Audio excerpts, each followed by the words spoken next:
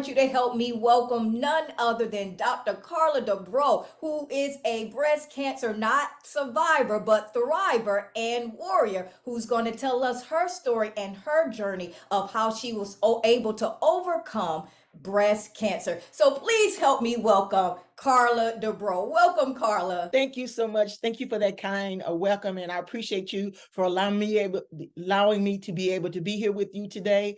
I am so happy to be able to say that through this journey, it was only God that protected me, God who covered me, God who saw me from the beginning until the end, and He is still with me. Amen.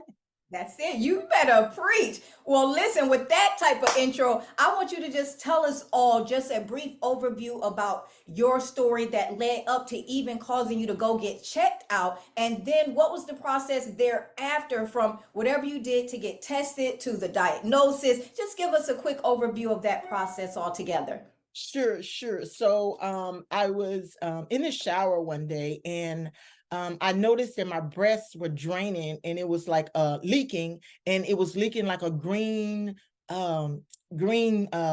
fluid out of them. And I was like, this is so strange. I've never had this happen before. And they were just leaking. And then when I touched them, it was like more came out. And so I went and I Googled, we go to Dr. Google, nothing's wrong. You okay? I said, the devil is a lie. I'm going to the doctor. Y'all can't be listening to Google. Google be lying to you. Everybody don't know what your symptoms really is. Go to the doctor. If you notice anything strange, go and get checked out. It is your life. It is your health. You can be taken out by something and it wasn't even your time, but you didn't follow through when God gave you the warning, so you didn't get prepared for what was coming at you. So when God gives you that warning, baby, you know your body. My breast don't leak any fluid, and it was a green fluid, like green snot like stuff coming out of my breast. Baby, go get checked out. And it was kind of clear.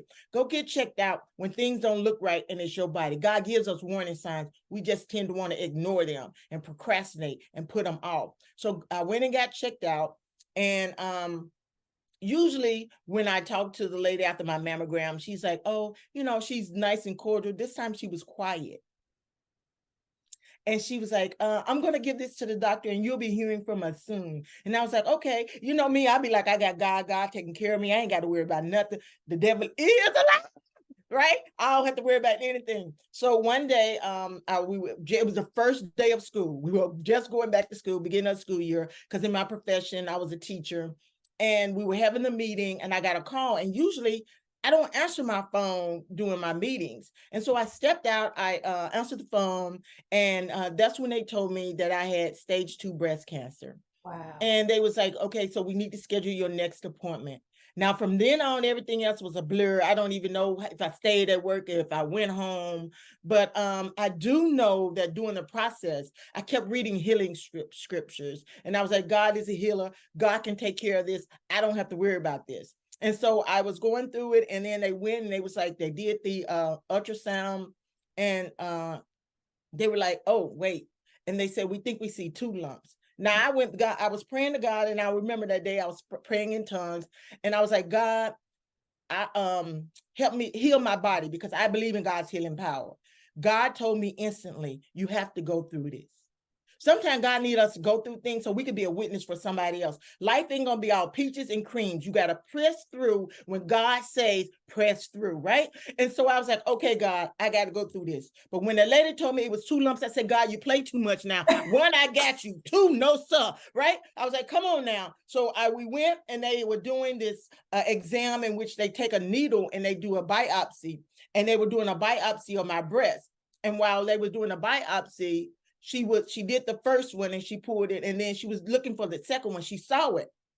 She got ready to prick it with a needle, and it disappeared. And she was like, I can't find it. I said, baby, you ain't gonna find that one. You ain't finding that one, honey. You got the one. And I said, can you check the other one again? I want to make sure it's still there. She's like, ma'am, it's still there. Girl, that's how you gotta have faith with God. You gotta be like, walk on water. This gonna work out. I'm gonna be delivered. I'm healed. I'm taken care of. God is gonna. That's how I was walking. Like I was believing that all them lumps was gone. But I had remember what God said. You have to go through this. But when I said, God, 2 lumps, and He was like, the second one disappeared. I was like, okay, God, we rocking and rolling now. And so from that point on, it was just a process of staging it all out, my recovery and everything. And since I was an educator, I didn't want my students to miss I didn't want to miss a whole lot of days. And so I scheduled my surgery, girl, during Thanksgiving. Wow. I ain't tell my parents. I didn't want my parents are like 70 years old. I didn't want them worried about me. So I hadn't told them not one thing. I only told my sister because she's a nurse and I figured she could give me some input. But my mama, my daddy, I didn't tell them. And I didn't even tell, like they were them. And then I told my best friends. And so we came up with a health plan. We knew what we was going to do. The week of the surgery, my parents was like, oh, we coming to see you. Wow. Right. I was like, what? It's like, we coming to see you. We're gonna spend Thanksgiving with you. I don't know if my sister sneaked and told on me. I don't know to this day what happened, how my parents ended up being here, but I know it was the grace of God that they came, because I believe my father is a prayer warrior and he was a great minister of God. And so when they got here, I had to literally tell my parents I had been diagnosed with cancer. Wow. And that I was having surgery the next day. My God. Woo. Yes. So when I get to I drove myself to the hospital. So it was my dad, my mom, and my niece came out. I drove myself to the hospital, and while I was there, I went in, registered. I had to do the surgery, and so they were doing everything. And as they were wheeling me down, I started singing, "Yes, Jesus loves me." Wow. And as I was singing, "Yes, Jesus loves me," the surgeon joined in and said, "Oh, I remember this song from Bible study." And so he began singing the song with me as I was strolling in. And all I remember is I woke up, and it was like everything went wild. They were like, "You woke up before these other people, and they was in here hours before you." I said, "Yeah, but I got a mom and daddy. I need to go make sure they know that I'm okay. What I need to do to get up out of here?" And she was like, "Well, ma'am, can you drink this water?" I said, "I sure can." And then I tried to get the people to like make donations to help my class get computers. Like I was in there doing the most, girl. And so I came out. I went in, I drank my water, and so they released me. And I told them, like, make sure you go tell my parents I'm okay and I'm awake. And so they did that. And then I saw my mom and my dad, I hugged them, and, it was a great time. And so the nurse wheeled me out. And my niece has never driven in California before. So, I'm not going to let her drive. So, but I couldn't drive, let the nurse see I was driving. So I told her, I said, just drive them out a little bit. And I asked her, "Are you comfortable driving?" She was like, "No." I was like, "Okay, it's okay. I'll drive." Like, I'm not feeling any like backlash from the surgery. I'm not drowsy. I'm not feeling anything. Like, this is totally only God. And so when I leave, we get to the house, and it just was perfect from then on. Everything went well. I'm not saying chemo wasn't tough. I'm not saying chemo wasn't hard, but I was grateful that my son's father, David, came, and my sister, she came with me, the one who's a DNP. She has a doctoral degree in nursing. And the medicine the doctor gave me after my first chemo, I couldn't keep it. I was just constantly throwing up, and my body wasn't adjusting. So my sister, she's made suggestions. She was like, "This is the meds you need to take." And so David happened to have the meds. And so, girl, I took it to keep from throwing up, and it worked. And so she called the doctor, had all my meds changed. Doctors know, but nurses really know. You don't understand what I'm saying? Doctors have their specialty that they do, but nurses work one-on-one with the patients. And so she was able to get the medication, go pick it up for me, and everything was great. But let me tell you, in that journey, I learned to depend on people, and I learned on the people that I could depend on. And I learned that God will always show up for you no matter what. And you don't know what you can live on and without until you put in those situations where you're totally dependent on God, and you're like, "God, what's next?" Right? What's next? And throughout the process, I never felt defeated. I never felt like this is the end. Oh, woe is me. No, I didn't have that. I was like, "Okay, we got this chemo treatments. Let me go get these treatments. Let me lock this out. What I need to do? I got to go to radiation. Ooh, that's a long drive. What I need to do to get this radiation done?" Like, I was like, okay, I'm at war. I changed my diet. I changed my mindset. I changed what I allowed to come in me. I changed who could talk to me, right? Because I don't want people in my life that can't provide me what I need in that time. You can't have everybody around you when you at war. Yes. Because if you have everybody around you when you at war and they don't understand what you're going through or who you connected to, baby, they'll start talking all kinds of talk and you'll be listening to them and you'll get fearful. And the enemy just wants you to walk in fear when you have dominion on this earth. We don't need to be walking in fear, walking in scarcity. When we're going through something, we're being a witness for somebody else. And we need to understand that we have to go through stuff so that somebody else can see that journey and see how victorious you were in that journey and know that they can make it through. And you can be an encourager for somebody else. It ain't all about you, right? It ain't the spotlight. It might be on you for that situation, but the spotlight truly is on God and what God does in the midst of that journey. Trusting and believing in his power and knowing that he got you, baby, that's all you need in every situation. Yes. I'm telling you, that is powerful. And with you stating all of that, what would your advice and words of encouragement be for someone who's literally going through it? They might have just got the diagnosis or just felt the lump, but and they are full of fear. You know, they're not trusting or leaning on God, even if they do believe, but they're allowing the circumstance and the situation to overcome them. What would you tell someone who's literally in the midst of it, whether it be going through the radiation, getting prepped for surgery? What is it that you would tell them? Get connected to a prayer warrior. If there's somebody you know that you believe has the power of prayer that can pray for you, get with them. Listen to gospel music. You got to guard your ears during this moment, because if you allow the enemy to continually speak to you and your emotions get out of control, that impacts your healing process. So you need to surround yourself with people who you trust and believe that are positive. You can't tell everybody your diagnosis and you can't let everybody pray for you, because everybody don't believe like the power of God's healing. They be like, oh, it's the Lord's will. The Lord's will is for you to be healed, and keep going and be forth and trying, knowing who he is, baby. You got to lean on his promises. Look at Psalms 91. His promises are your armor. We look at Ephesians 6 and we like, oh yes, that's my armor. Girl, sometimes you gotta have the armor of the promises. What God say, he got greater for you. You better know that he got greater for you. You gotta believe and trust. And I'm not gonna tell you there's not gonna be moments when you feel like, oh my gosh, how am I gonna make it through this? There are not going to be situations that you're not going to have to deal with. But the thing is, when you determine not to let the enemy's voice be louder than God's voice, it changes everything. So here are the things I want to tell you to do. Listen to gospel music. Be around people who uplift you and encourage you. Find someone who truly believes in the power of healing. And I mean truly believe. I'm not talking about that God will, if it's the Lord's will, people. No, I'm talking about the people who stand on the promises of God and know that God's promise is for us to be healed. Yeah, you might have to go through something, baby, like I had to go through it. But to know that God got you in the midst of that storm, know that when the storm came and they was going over to the other side, Jesus said you're going to get over to the other side. Think about the dreams God's given you. Have you not reached those dreams? If you have not reached those dreams that God has shown you, that means God is trying to take you over to the other side. And in the midst, there's a storm. And you're in the middle of that storm. You're in the midst of this thing called breast cancer. That's your storm. God is going to take you over to the other side if you trust and believe in his power. Read his healing scriptures. That's number 4. Read his healing scriptures and know that what he said is true. You have to believe and do as God is directing you to do, and not listen to the enemy when he tries to invoke fear, doubt, and unbelief into your heart. Trust God. He got you.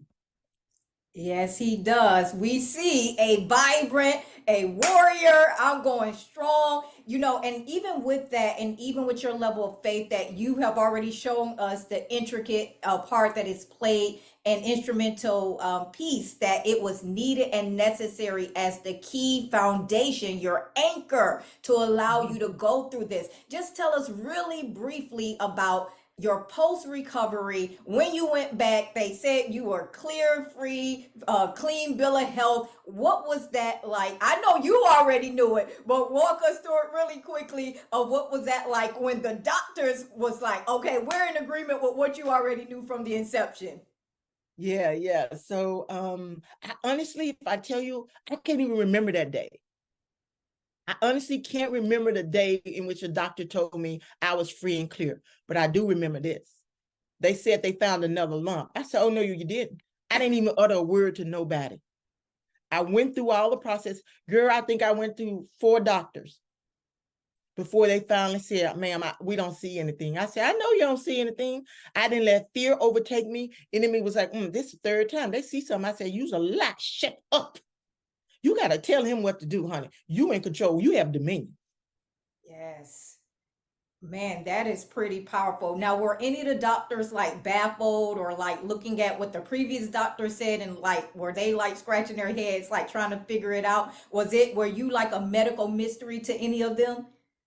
No, a lot of times doctors think like their level of faith and belief isn't the same as ours. Oh, They think, absolutely. oh, it was misread, or somebody didn't follow through like they should have, right? So it's all good. They can think what they want to think, baby. It's what you know in your heart, what God has done for you, and keep on walking in faith.